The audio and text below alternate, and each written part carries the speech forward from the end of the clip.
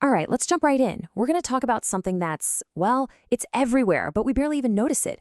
I'm talking about manufacturing. It's this invisible force that literally builds the world we live in, from the tiny screw in your glasses to the massive skyscrapers in a city. So yeah, let's get into it. So, to kick things off, let me ask you something. Think about two totally different objects. On one hand, you've got your coffee mug, right? Simple, ceramic, does one job. On the other hand, a car engine. Super complex, all metal and wires. I mean, what on earth could those two things possibly have in common? They seem like they're from different planets. Well, the answer is actually pretty simple, but it's also kind of profound when you think about it. They both started out as something totally different. I mean, that mug was once just a lump of clay. That engine was just iron ore in the ground. They are what happens when we take raw stuff from the earth and physically change it with a purpose. And that transformation, that's the real magic, the heart of all manufacturing. Okay, so that brings up a pretty big question, right? Why even bother? Why do we go through all this trouble to change these materials in the first place? What's the point? It's because, honestly, in their natural state, most materials are, well, they're kind of useless to us. A pile of sand isn't going to hold your coffee, and a big rock of iron ore isn't going to drive you to work. All they are is potential. Just raw, untapped potential, waiting for us to do something with it. And here's a great way to picture it. Look at a lump of iron ore. By itself, it's just this heavy, brittle, shapeless thing. But run it through the manufacturing process, and suddenly it's a steel beam. It's strong, it's reliable, it's shaped with incredible precision to hold up a building. We've completely transformed its very nature to fit exactly what we need. Okay, so let's nail down a definition here. What is manufacturing? At its core, it's the intentional act of physically changing a material. That's it. Whether you're changing its shape, its properties, or just how it looks, it's all about one thing, turning that raw potential into something useful. So, how do we actually do this? How do we make these incredible transformations happen? Well, think of it like we have this massive toolbox. And over centuries, we've basically narrowed it down to three main tools, three core methods for reshaping the world around us. And this quote just nails it for me. It really gets to the heart of what we're talking about. Manufacturing is how we turn a what if in our heads into a what is that we can actually hold and use. It's all about making ideas real. All right, tool number one. This is the OG method, the one we've been using forever. It's called subtractive manufacturing, and it's super intuitive. The name basically tells you everything you need to know. You start with a big block of material, and then you just remove stuff. You cut, you carve, you drill away everything that isn't the thing you want to make.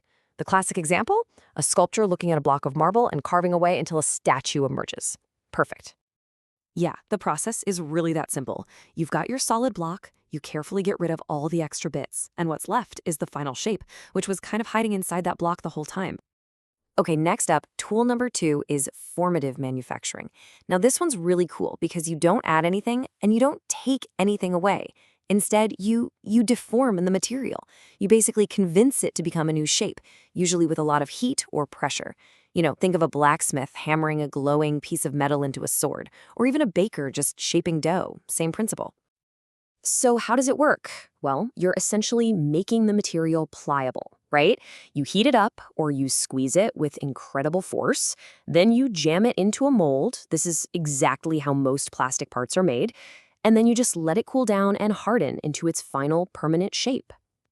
And that brings us to the third tool, and this one is an absolute game changer: additive manufacturing. It completely flips the whole idea on its head. Instead of starting big and carving down, you start with absolutely nothing, and you build your object up from scratch, usually layer by tiny layer. Honestly, the best way to think about it is like building with Legos.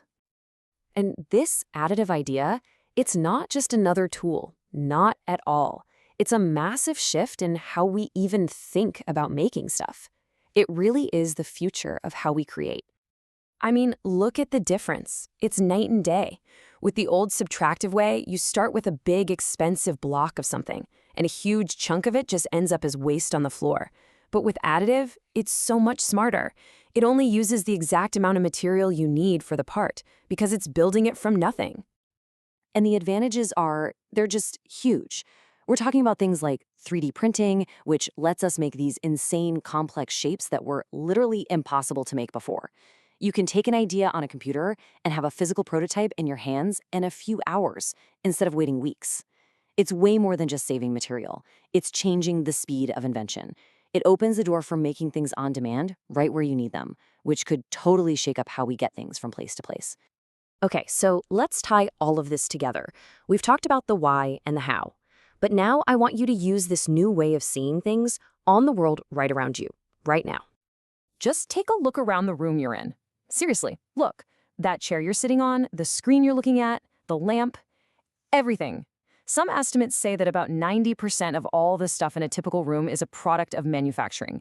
90%. Just let that sink in for a second. Every single one of those things, the pen on your desk, the shirt you're wearing, the cover of a book, it all started as something completely different. It was rock, it was crude oil, it was a plant growing in a field. And none of it just poof appeared. Every single object was deliberately physically changed. It was carved, or it was molded, or it was built up layer by layer, all of it driven by a specific human idea, a purpose. So here's the big idea I want you to walk away with. You don't just live in a room full of stuff. You're living inside this incredible, complex landscape of transformed materials. Your world has been, quite literally, remade for you. So, I'm going to leave you with one last question. Go on, look around you one more time, but this time with this new perspective, this idea of potential and transformation and purpose. What do you really see now?